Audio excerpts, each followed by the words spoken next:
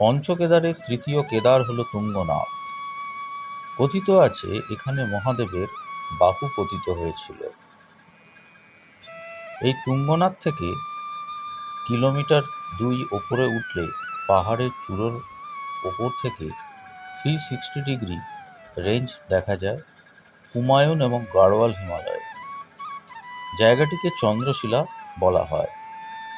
এখানে আপনারা দেখতে পাচ্ছেন কুমায়ুন থেকে শুরু করে গাড়োয়াল হিমালয়ের প্রধান প্রধান যে শৃঙ্গ, সেই শৃঙ্গগুলো 360 ডিগ্রি ভিউ।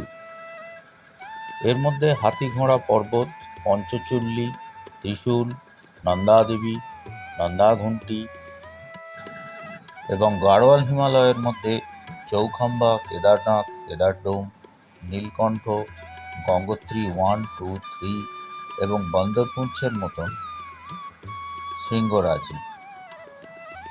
আপনারা দেখতে পাচ্ছেন চন্দ্রশিলা থেকে 360 ডিগ্রি হিমালয়ান ভিউ।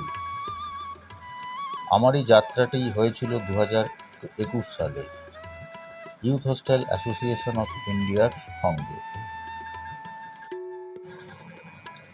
তবে আপনাদের জন্য একটা টিপস রইল, চন্দ্রশিলাতে যদি সানরাইজ দেখতে হয় তাহলে কিন্তু আপনাকে রাত্রে তুঙ্গনাথে অবশ্যই থাকতে হবে এবং ভোর 3টে থেকে 3:30-এর মধ্যে আপনাদের যাত্রা শুরু করতে হবে তুঙ্গনাথ থেকে।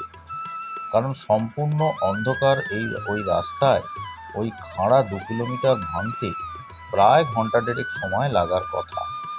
তবে যদি আপনারা সানরাইজ দেখতে পারেন চন্দ্রশিলা থেকে, সেটা আপনাদের কাছে একটা লাইফ টাইম অ্যাচিভমেন্ট হয়ে থাকবে, একথা হলফ করে বলা যায়।